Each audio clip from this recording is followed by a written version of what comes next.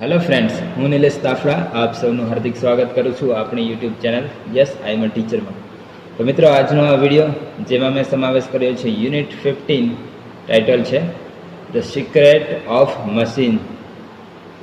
તો ક્વેશ્ચનની શરૂઆત કરતાં પહેલાં તમને બ્રીફમાં જણાવી દઉં છું કે આ પોએમની અંદર શું છે, કોણે લખી છે, અંદર કઈ કઈ વસ્તુનો સમાવેશ થાય છે. તો મિત્રો, આ એક કાવ્ય છે જે આત્મકથા સ્વરૂપે લખાયેલું છે.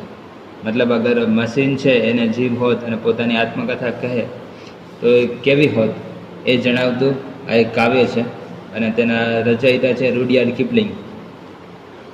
તો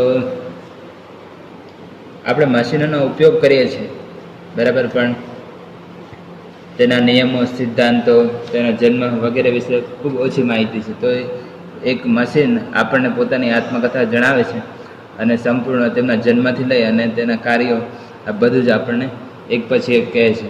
કાવ્યની અંદર આગળ આવે છે કે મશીન કહે છે કે તેમનો જન્મ છે એ ખાણોમાંથી કાચી ધાતુને કાઢી અને ભઠ્ઠીમાં ઓગાળી અને કામ અમારા ઉપર અલગ અલગ કાર્ય કરી અને હથોડાના ઘા સહન કરી અને અમને આકાર અપાયો છે.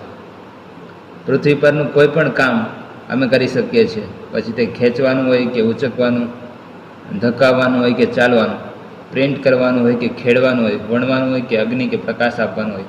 અમે દોડી શકીએ છીએ, તરી શકીએ છીએ, અમે સાંભળી શકીએ છીએ, ગણી શકીએ છીએ, વાંચી કે લખી પણ શકીએ છીએ. તે એક આપણને વોર્નિંગ પણ આપે છે કે અમે માણસ માટે ચમત્કાર છીએ, પણ જો અમને હેન્ડલ વ્યવસ્થિત નહીં કરો તો અમે તમને નુકસાન કરીશું કે મારીશું. તે કહે છે આગળ કે અમને ખોટું નથી આવડતું, અમને પ્રેમ કે દયા કે માફી પણ નથી આવડતી. અમે ક્યારેક ધુમાડા દ્વારા આકાશ અને તારાઓને ઢાંકી દઈએ છીએ, પરંતુ એ તારા ફરીવાર ચમકશે. અમારી શક્તિ, વજન, સાઇઝ એ બધું તો ઠીક છે, અમે તમારી સામે કંઈ જ નથી, કારણ કે આખરે અમે તો તમારા મગજની દેન છીએ ને. તો આવી કંઈક નાનકડી એવી આત્મકથા સ્વરૂપે લખાયેલી પોએમ છે. હવે ચાલો જાણીએ કે ક્વેશ્ચન શું છે. ફર્સ્ટ જોઈએ, the machines were blank and blank to fit in. નાનકડો ક્વેશ્ચન છે. તો મિત્રો, મશીન છે એના ઉપર કઈ કઈ ક્રિયા થઈ હતી એક સાથે એક પછી એક, તો એ ક્રમમાં આપણે બતાવવાની છે.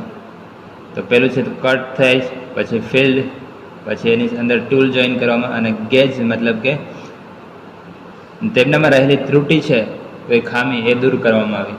તો આ એક સિક્વન્સ હતું ને, કદાચ એક્ઝામની અંદર આવે તો આપણે એ યાદ રાખવાનું છે. પહેલાં કટિંગ, પછી ફાઇલિંગ, પછી ટૂલિંગ અને છેલ્લે ગેજિંગ.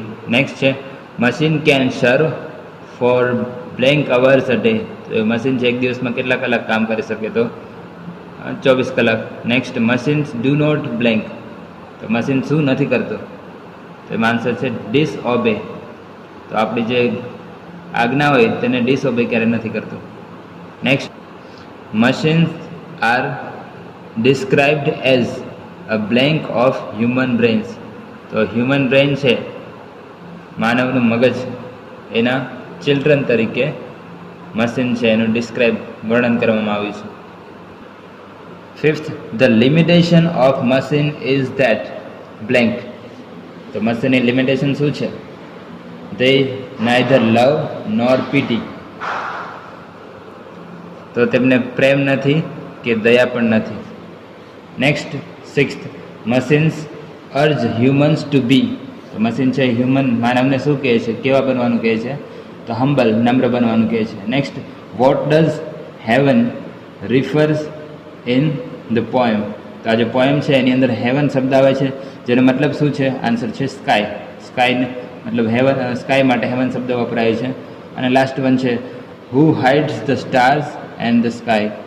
તો પોએમમાં સ્ટાર્સ અને સ્કાય છે એને કોઈક હાઇડ કરી દે છે, છુપાઈ દે છે. તો એ કોણ હાઇડ કરે છે? આન્સર છે ધ સ્મોક ઓફ મશીન્સ. તો મિત્રો, આ હતા અગત્યના વન લાઇનર. આશા રાખું છું કે એક્ઝામમાં ઉપયોગી નીવડે. And thanks for watching.